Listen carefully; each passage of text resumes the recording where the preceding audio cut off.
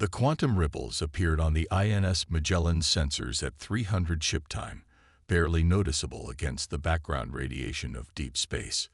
Lieutenant Sarah Rodriguez might have missed them entirely if she hadn't modified the detection algorithms to account for theoretical particle behaviors. As she stared at the oscillating patterns, her heart rate quickened.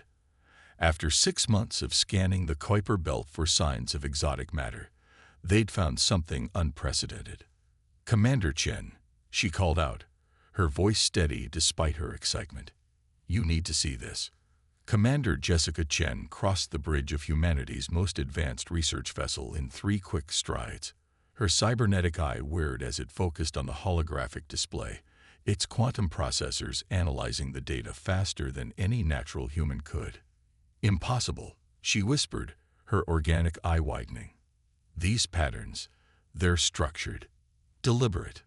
The ripples were emanating from what appeared to be an ancient beacon, half buried in a comet at the edge of the solar system.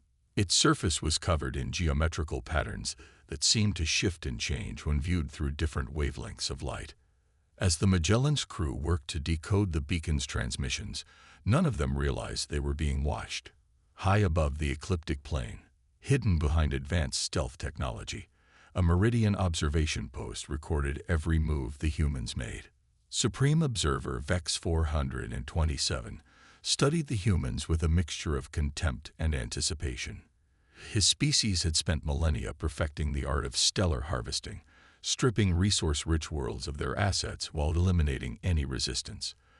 The beacon the humans had just discovered was merely one of thousands his ancestors had placed throughout the galaxy, markers designating promising worlds for future harvesting. "They've developed faster than projected," his second-in-command noted, mandibles clicking in concern. Their quantum detection capabilities weren't supposed to advance this quickly. Vex 427's outer membrane rippled with amusement. "It changes nothing. Their progress is impressive for such a young species, but they're still centuries behind our plasma technology. The experiment has simply reached its conclusion ahead of schedule." Back on the Magellan, Dr. Aisha Patel, the ship's lead physicist, worked furiously to decode the beacon's transmissions. Her specialized neural implants processed the mathematical patterns at unprecedented speeds, searching for underlying principles that might explain their origin. "It's not just a marker," she announced suddenly, her dark eyes reflecting the holographic symbols floating around her. "It's a test. The beacon is actively scanning us, measuring our responses, our technology, our potential." Commander Chen frowned. "A test administered by whom?" The answer came 3 days later, when the first Meridian warships emerged from fold space at the edge of the solar system. Their massive forms, resembling crystalline arthropods, dwarfed anything humanity had ever built. The ships moved with impossible grace, their plasma drives leaving trails of artificial auroras in their wake. The message they broadcast was simultaneously transmitted to every communication device on Earth. "Humanity has been observed since its inception. Your response to the beacon confirms you have reached the necessary threshold. Prepare for harvest." But even as panic spread across Earth, Dr. Patel noticed something curious in the Meridian's transmission. The wave patterns of their communication technology shared striking similarities with the beacon's quantum signatures, and both contained what appeared to be a fundamental misconception about wave mechanics. "They're working from an incomplete model," she muttered, neural implants racing to process the implications. "They've mastered plasma technology, but they're missing something basic about how waves interact across quantum fields." As Earth's government scrambled to respond to the Meridian threat, Dr. Patel began composing a message to her colleagues at research facilities around the world. The Meridians had revealed their greatest weakness before the first shot was ever fired. They had become so advanced that they'd forgotten to question their fundamental assumptions about how the universe worked. Humanity, with its countless competing theories and approaches to physics, might just have an advantage that the Meridians never expected: the ability to see what an advanced civilization had overlooked. The next message from the Meridians was shorter. "Resistance is inadvisable. Harvest begins in 7 Earth days." They had 1 week to prove that humanity's greatest strength wasn't its technology, but its capacity to think differently about the very nature of reality itself. The Meridian harvest began exactly as promised, with surgical precision that spoke of millennia of practice. Their plasma weapons cut through Earth's most advanced shields as if they were tissue paper, transforming military bases into craters of molten glass. Humanity's finest ships, the pride of centuries of advancement, were reduced to drifting debris within minutes. But Dr. Aisha Patel wasn't watching the destruction. Instead, she stood transfixed before a wall of holographic data in her underground laboratory beneath the Himalayas, her neural implants processing combat footage from a dozen different sources. Every burst of Meridian plasma weapons left distinctive wave patterns in the quantum field, patterns that shouldn't have been possible according to their own transmission protocols. They're limiting themselves, she whispered to herself. They're so convinced of their superiority that they're ignoring basic wave harmonics. The lab's quantum computer chimed, confirming her suspicions. The Meridian's plasma weapons operated on principles that assumed wave behavior was consistent across all quantum states. But Earth's scientists had discovered decades ago that waves could exhibit different properties depending on the observer's frame of reference. The explosion rocked the facility, sending dust cascading from the ceiling. Dr. Patel barely noticed. She was too busy composing a message to the remaining quantum research facilities around the globe. The Meridian's harvest had knocked out most conventional communications, but they'd overlooked the primitive quantum entanglement network that Earth scientists used for experiments. Their entire weapons system is based on a flawed premise, she typed. They've mastered plasma control, but they're thinking in terms of absolute wave states. They never considered relative quantum harmonics. In a bunker beneath Beijing, Dr. Wei Chang received Patel's message and immediately understood its implications. His team had been working on experimental phase shift technology that could alter the quantum state of matter based on observational frames of reference. In a hardened facility beneath the Australian outback, Dr. Sarah O'Connor's quantum computing team began running simulations based on Patel's insights. Their results suggested something remarkable. The Meridian's plasma weapons could potentially be turned against them by shifting the quantum observational frame at the moment of impact. Meanwhile, the Meridians continued their systematic dismantling of Earth's defenses, unaware that their victims were beginning to understand the fundamental flaw in their approach. Supreme Observer Vex 427 watched from his flagship as another human city was reduced to ruins, his outer membrane rippling with satisfaction. Their resistance is even weaker than projected, he commented to his subordinates. They barely understand the principles behind our most basic weapons. But he was wrong. Under the cover of apparent defeat, humanity's greatest minds were communicating through their primitive quantum network, sharing insights and building upon each other's discoveries.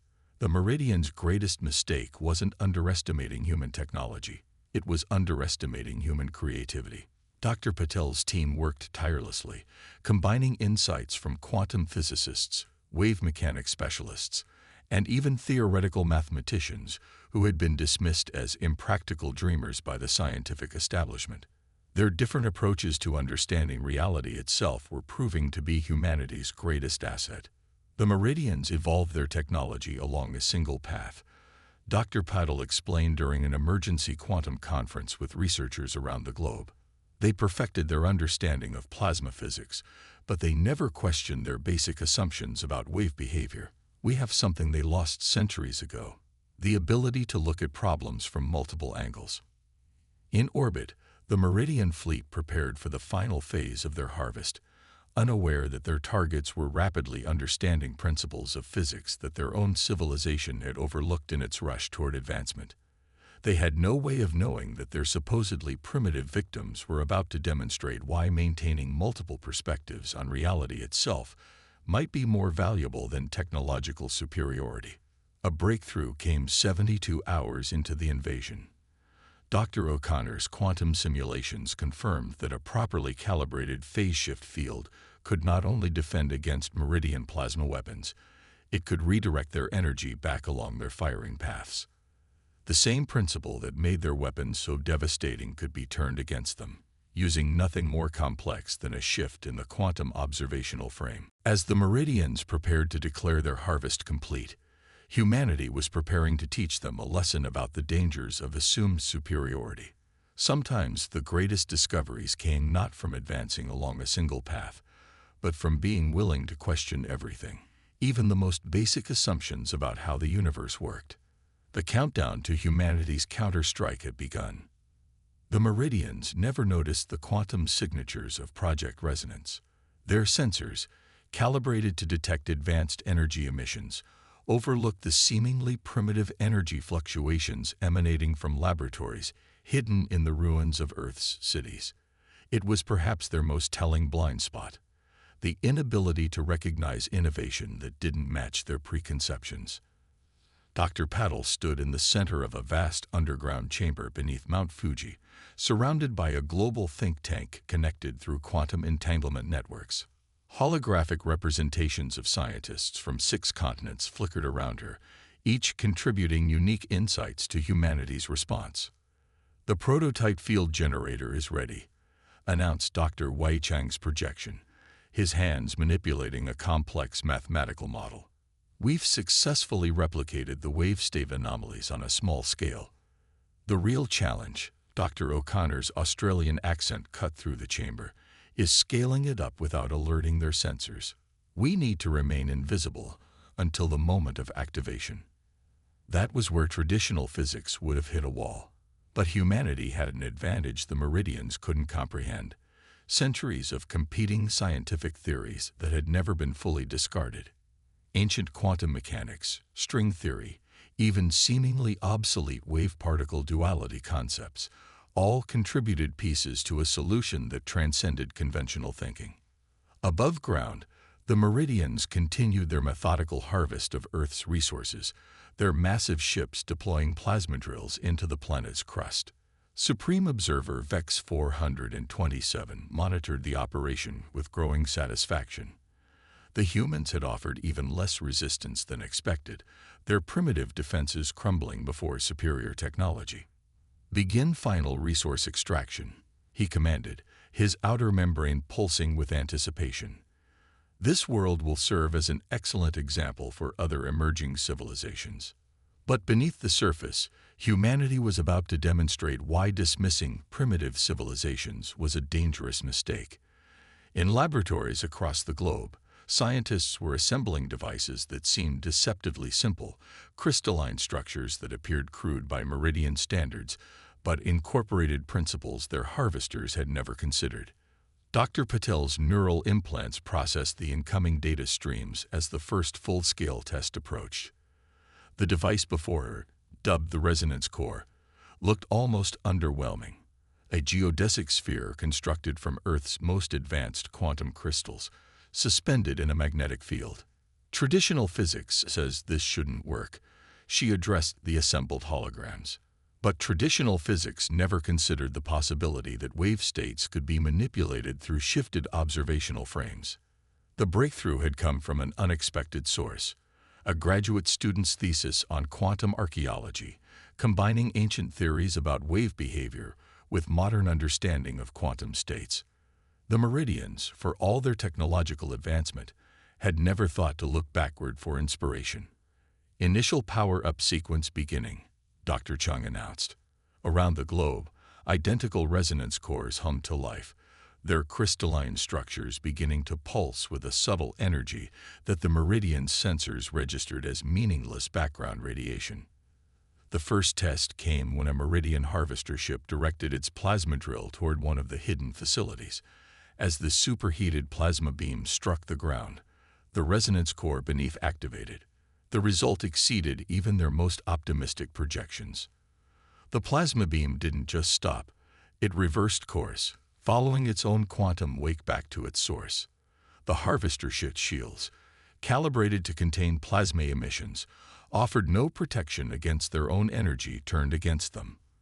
The vessel's crystalline structure shattered, its fragments raining down on the landscape below. In orbit, VEX 427 sensor arrays registered the loss of the harvester. His outer membrane rippled with confusion as the impossible data scrolled across his displays. "Analyze that energy signature," he commanded. How did they redirect our own plasma? But the Meridian's analytical systems, designed to recognize only advanced energy patterns, could barely detect the quantum manipulation that had destroyed their ship. The humans had created something entirely new by looking backward and sideways rather than following the single path of advancement that the Meridians recognized. More resonance cores were coming online every hour, their energy signatures masked by their very simplicity. Humanity was about to demonstrate that true innovation didn't always mean moving forward along an expected path. Sometimes it meant stepping back, looking around, and finding possibilities that others had been too focused to notice. As Dr. Patel watched the first successful test results stream in, she allowed herself a small smile. The Meridians had spent millennia perfecting their technology, but they'd lost something far more valuable: the ability to question their own assumptions. Humanity, with its chaotic mix of competing theories and approaches, had preserved that crucial ability. The real battle was about to begin, and Earth's greatest weapon wasn't technology, it was perspective. Supreme Observer VEX 427 had never witnessed anything like it in his centuries of conducting harvests. All across Earth's surface, quantum anomalies were appearing, energy signatures that seemed to defy the most basic principles of plasma physics. His outer membrane pulsed with growing agitation as more harvesters reported critical failures. "Impossible," he chittered, watching another ship's plasma weapons reflect back upon themselves. "Their technology is too primitive for this level of manipulation." But humanity wasn't relying on technology alone. The network of resonance cores, now fully activated across the globe, represented something the Meridians had never encountered: a defense system based on principles they dismissed as irrelevant centuries ago. In the command center beneath Mount Fuji, Dr. Patel coordinated the global response through the Quantum Entanglement Network. Holographic displays showed resonance cores activating in perfect sequence, creating a web of quantum interference that turned the Meridian's own energy signatures against them. "They're still trying to analyze our defense systems using their standard protocols," Dr. O'Connor reported from Australia. "They can't comprehend that we're using principles they abandoned as primitive long ago." The Meridians' response was predictable. They increased power to their plasma weapons, assuming that overwhelming force would overcome whatever primitive defense the humans had devised. It was exactly what Dr. Patel had anticipated. "Initiate Phase 2, she commanded. Across the globe, the resonance cores shifted frequency. Instead of simply reflecting the Meridians' plasma weapons, they began to harmonize with them, creating complex wave interactions that the Meridian systems couldn't predict or counter. In orbit, VEX 427 watched in growing horror as his fleet's most powerful weapons became useless. Plasma beams meant to slice through planetary crusts were being caught in quantum interference patterns, twisted into new configurations that his ship's sensors couldn't even properly detect. "Their defense makes no logical sense," his science officer reported, mandibles clicking in distress. "They're using theoretical principles that were disproven during our third age of enlightenment." But they hadn't been disproven. They'd simply been dismissed by a civilization too certain of its own advancement to consider alternative perspectives. The Meridians had spent so long perfecting their understanding of plasma physics that they'd forgotten there might be other ways to manipulate energy. Humanity's counterattack began in earnest. The resonance cores didn't just defend against Meridian weapons. They created quantum feedback loops that caused the crystalline ships to resonate at their structural frequency. Vessels that had conquered countless worlds began to shatter, their perfectly engineered forms unable to handle the chaotic energy patterns they'd dismissed as impossible. Dr. Wei Chang's voice came through the quantum network. "They're still trying to compensate using conventional plasma physics. They literally cannot understand how we're doing this." The Meridian fleet's formation began to break. Ships that had operated in perfect harmony for centuries found their coordination disrupted by quantum interference patterns that shouldn't have existed according to their understanding of physics. The harvesters that had seemed so unstoppable mere days ago were now retreating from energy signatures their sensors could barely detect. In his flagship, VEX 427 faced a reality his species had never encountered: defeat at the hands of a primitive civilization. His outer membrane had turned a sickly gray as he watched the impossible unfold. How? He demanded of his science officer. How are they defeating our most advanced weapons with such primitive technology? The answer, of course, was that humanity's greatest strength wasn't its technology. It was its ability to question everything, to combine old ideas with new insights, to find solutions in places that more advanced civilizations would never think to look. Dr. Patel watched the Meridian fleet's disarray with a mixture of relief and vindication. They assumed that advancement only moved in one direction, she commented to her fellow scientists. They never considered that sometimes you have to look backward to move forward.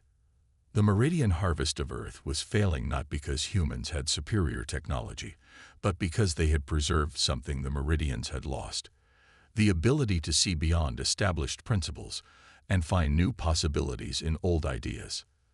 As the remaining Meridian ships struggled to maintain formation, a new message was broadcast from Earth, not in the Meridians' preferred plasma-modulated frequencies, but in simple radio waves they'd long since dismissed as obsolete. Perhaps it's time we had a real discussion about the nature of advancement. The Grand Chamber of the Galactic Council had never been so silent. Representatives from 1,000 civilizations watched as Dr. Aisha Patel demonstrated the principles that had defeated the Meridian Harvest Fleet. The quantum hologram at the center of the chamber showed wave patterns that contradicted centuries of established physics. The fundamental flaw in advanced civilizations, Dr. Patel explained, her neural implants translating her words into 50 different languages simultaneously, is the assumption that progress only moves forward in a straight line. The Meridian delegation sat rigid in their observation pods, their outer membranes still showing signs of distress. Supreme Observer VEX 427, now serving as a reluctant diplomat, could barely maintain his composure as humanity's primitive understanding of physics was vindicated before the galaxy's most advanced species. What humanity preserved, Dr. Patel continued, was not just alternative theories about wave mechanics. We preserved the ability to question our own certainty, to consider that even our most basic assumptions might be incomplete. The implications were sending shockwaves through galactic civilization. The Meridians' defeat hadn't just saved Earth. It had demonstrated a crucial weakness in how advanced species approached scientific advancement. By perfecting their understanding of specific principles, many had lost the ability to see beyond them. In the months following the failed harvest, research facilities across the galaxy began dusting off abandoned theories and reviewing dismissed possibilities. The quantum principles that humans had discovered by combining old and new ideas were revolutionizing fields that had stagnated for centuries. The resonance cores weren't actually advanced technology, Dr. Wei Chang explained to a panel of alien scientists. They were simply applications of basic principles that your civilizations overlooked in your rush toward what you considered progress. The impact extended far beyond physics. Species that had looked down on primitive civilizations were being forced to reconsider their definitions of advancement. The human approach to science, chaotic, multidirectional, willing to reconsider old ideas, was being studied as much as their quantum discoveries. In her new role as Earth's representative to the Galactic Council, Dr. Patel found herself frequently explaining why humanity had succeeded where more advanced civilizations had failed. Progress isn't just about moving forward, she told the Council during a crucial session. It's about maintaining the flexibility to move in any direction that leads to understanding. Sometimes the biggest breakthroughs come from looking backward, or sideways, or at angles that seem impossible until you question your own assumptions. The Meridians, to their credit, were among the first to embrace this lesson. Their civilization, which had spent millennia perfecting plasma technology along a single path, began establishing research institutes dedicated to exploring alternative theories. Vex 427 himself became an advocate for maintaining multiple perspectives in scientific advancement. "We had become like our crystals," he admitted in a private conversation with Dr. Patel. "Perfect, but brittle. Humanity showed us that true strength comes from flexibility of thought." As Earth took its place among galactic civilizations, it wasn't just as another advanced species. Humanity became known as preservers of possibility, a civilization that had maintained the crucial ability to think beyond established principles. Their victory over the Meridians became a cautionary tale taught in scientific academies across the galaxy. The quantum network that had helped save Earth expanded to become an interstellar exchange of ideas, where young civilizations could share perspectives with ancient ones, where dismissed theories could be re-examined through new lenses, where progress wasn't measured by how far you'd moved forward, but by how many directions you could think to move. Dr. Patel stood at her observation window in the new Earth Embassy on the Galactic Council's capital world, watching ships from 1,000 civilizations weave patterns through space. Each one represented a different approach to understanding the universe, and humanity had helped them all remember that no single approach had a monopoly on truth. "The universe," she mused to her assembled staff, "is too vast and wonderful for any one perspective to capture it all. Our greatest strength isn't in knowing we're right. It's in always being willing to consider how we might be wrong." The Meridian Harvest Fleet had come to Earth expecting to find another primitive civilization to exploit. Instead, they had found teachers who reminded the galaxy that true advancement meant maintaining the ability to learn, to question, and to see the universe through as many eyes as possible. And somewhere, in research facilities across the galaxy, scientists were dusting off old theories and asking questions that hadn't been asked in centuries, remembering that sometimes the best way forward is to first look back.